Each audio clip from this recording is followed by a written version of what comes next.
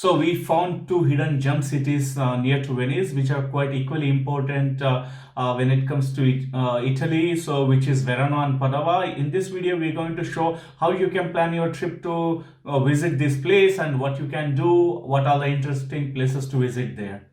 And for details about Venice, how to plan, please check the description below. Yeah. We covered most of the things what we wanted to do in Venice. We loved the trip. Today morning we are leaving early to catch our train in Santa Lucia railway station. So for this reason we are taking the water bus which directly goes in front of the train station. Now it is time to go to Verona, City of Romeo and Juliet. To go to Verona from Venice, best option is by train. There are enough direct trains from Venice to Verona. It costs €10 per person and it will take you around 1.5 hours. When we came out of the railway station in Verona, we could see a very big local bus terminal. But luckily, at the time we visited, we had a nice encounter and delight of seeing these huge and gigantic Egyptian figures placed all around the Verona station. In this picture, we have listed the top attractions of Verona. Verona is known mainly for Arena in Verona, and Verona is the set for one of the most famous Romeo Juliet by Shakespeare. Keep watching this video to see the locations from Romeo and Juliet. Most of the attraction locations are in the city center and it is around 3.5 kilometers from Verona railway station. So you can take any of the buses mentioned here, and a day ticket for the bus will cost you around €3.5. Once you reach the city center, almost all the touristic locations are at a walkable distance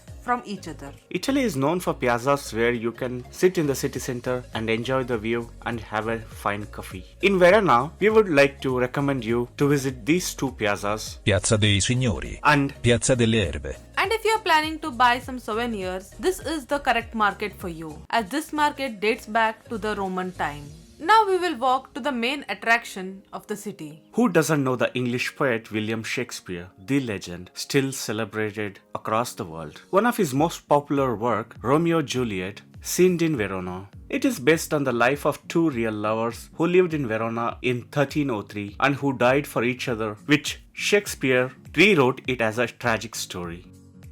As you can see in many movies, this is the Romeo's house, which is a medieval building in the historic center of Verona. Now it is a private property, but you can have a look from outside. Around the corner is the Juliet's house, so let's go. There is a place where the heartbroken leave notes. And you can see those notes in this picture here, at the entrance to the main attraction, the Juliet's house. We found the Juliet house quite interesting. We saw a lot of people with different ages were visiting this place, so we did not go inside the so-called Museum of Juliet. We were there in the terrace. We took a lot of pictures. So there is a Juliet statue there, and also there is a wall of love padlocks. Yeah, it was quite interesting. We had a nice time. It was good. Next we'll go to see Verona Arena. It is the Roman amphitheater which was built in 1st century. Sounds quite old, but it is still in use today. This place is internationally famous for performing large-scale operas.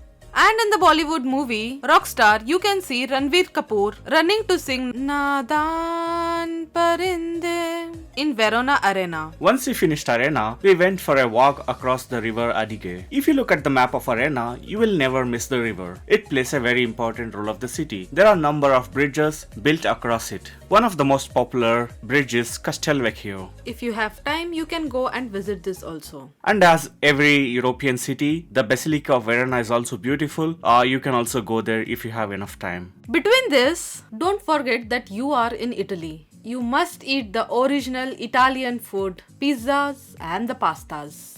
Now it is time to go to Padua, the historical city of Italy. Also, Padova hosts the first permanent anatomical theatre in the world. The famous astronomer Galileo Galilei taught mathematics and astrology to medical students in Padova for 20 long years. We went to Padova from Verona by train, and it costs less than €8 per person, and it will take you around 1 hour to reach Padova. Once you reach Padova, the local transport of Padova is really good. Just outside the Padova station, you can find the tram, which will directly take you to your first attraction, the Basilica of Saint Anthony. It is a Roman Catholic church and minor basilica in Padova, which is dedicated to Saint Anthony. Our next stop is Abbey of Santa Agustina. It is approximately 700 meter by walk. To make your walk interesting, so there is a short way across the botanical garden of the University of Padua. This garden was founded in 1545 and it is the world's oldest academic botanical garden and which is still in the original location. The Abbey of Santa Agustina is a Benedictine abbey in the center of city of Padua, which dates from 10th century. Just in front of the abbey, you will see Prato della Valle. This is a 90,000 square meter elliptical square in Padua. It is the largest square in Italy and also one of the largest in Europe. It is surrounded by a small canal and decorated with lot of statues. We enjoyed the walk in this square. Still, there are a lot of things to look around in Padua, but